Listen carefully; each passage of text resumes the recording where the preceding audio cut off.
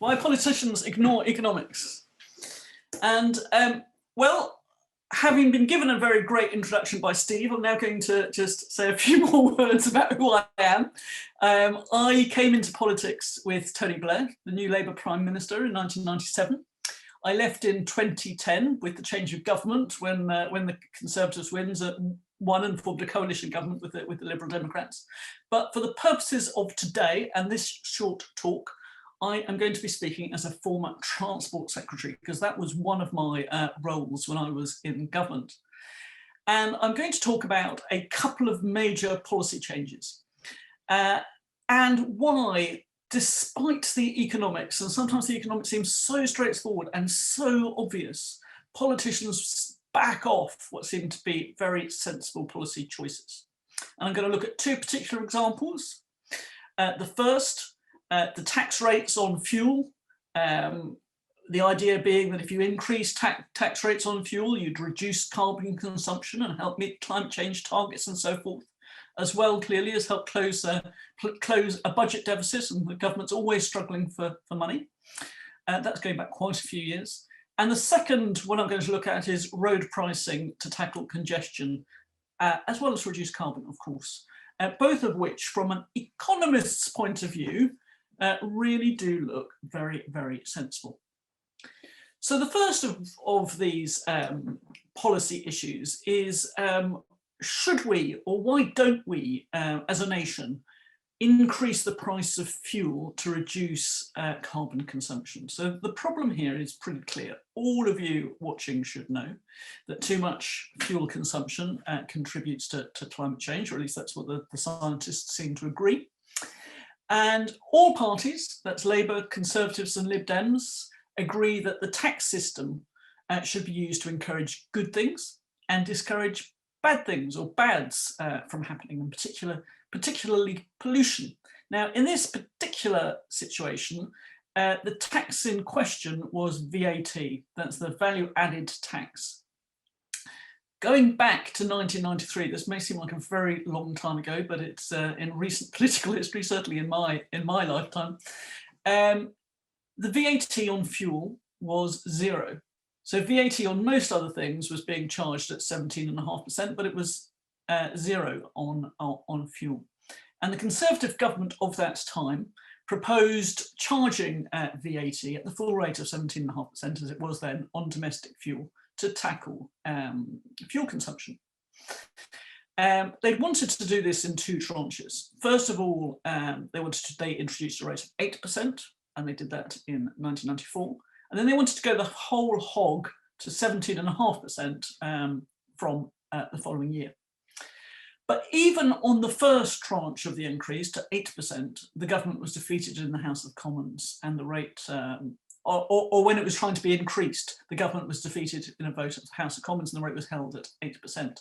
And then in the 1997 election, when I was standing for Parliament for the very first time, the Labour Party put out some manifesto pledges. They only put out 5, very, very few, but one of those 5 was to lower the rate of VAT on domestic fuel from 8% to 5%, the lowest rate which was then allowed by EU rules. And I'll come back to that in a moment.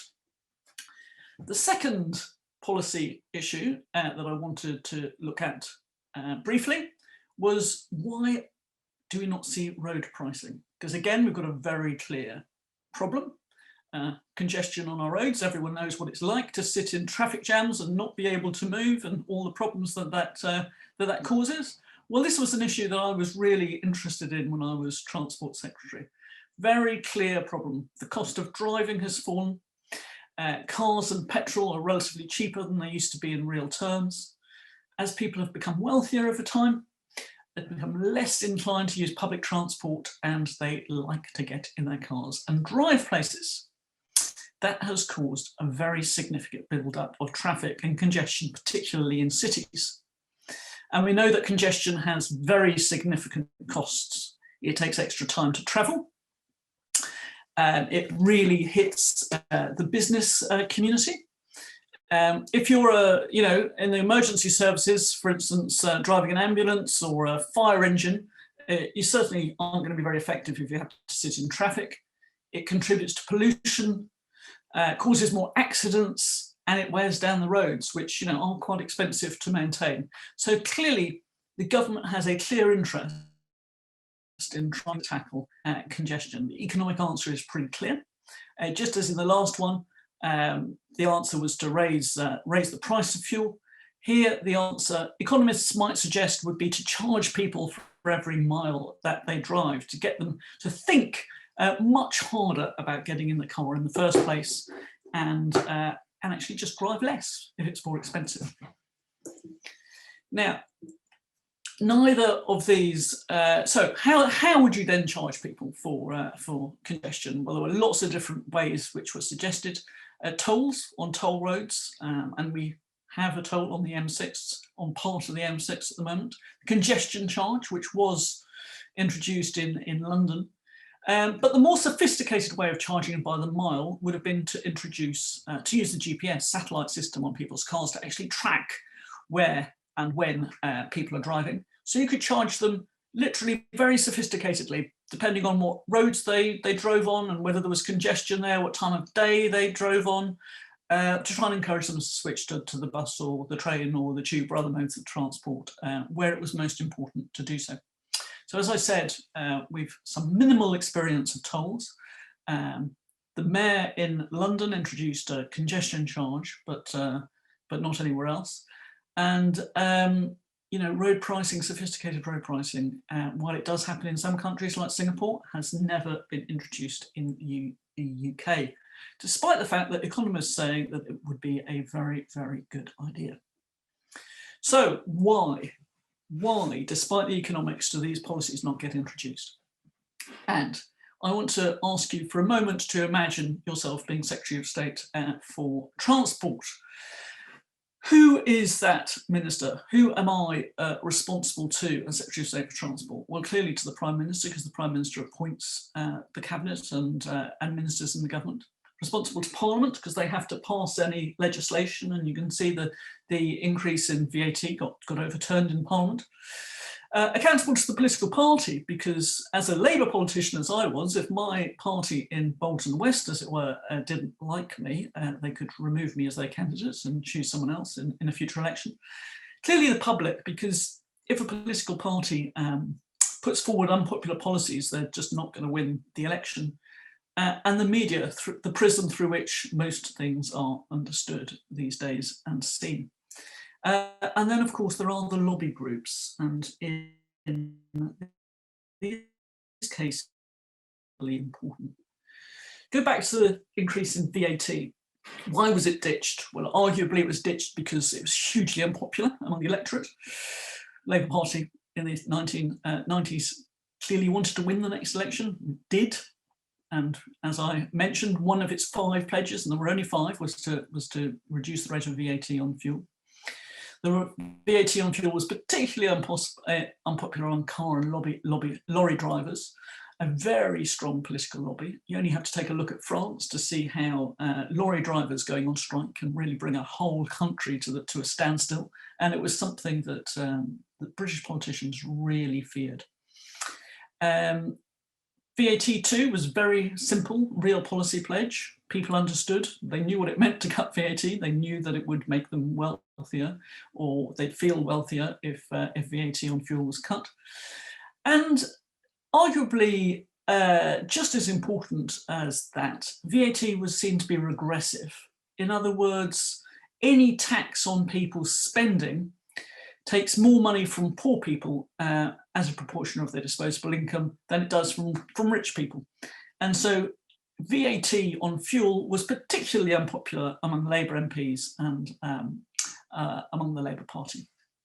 So it didn't really stand a chance of getting through in the 1997 election. And to think about road pricing, well, why didn't that go ahead? Here the political arguments were a little bit more sophisticated, perhaps. Who was going to pay for this new charge on driving? Would it be a new, what was termed a stealth tax? In other words, would this be additional money that people would have to give to the government on top of what they were already giving in taxes? Or could other taxes be reduced to compensate people? What, again, would the distributional impact be? How would road pricing fall on poor people versus how would it affect rich people? Then there were arguments about privacy. How would the GPS system work if it was implemented? So we have real concerns out there about, Big Brother is watching you, they're tracking where you drive, they know what you're doing, who would be holding the data, who would they be accountable to, etc.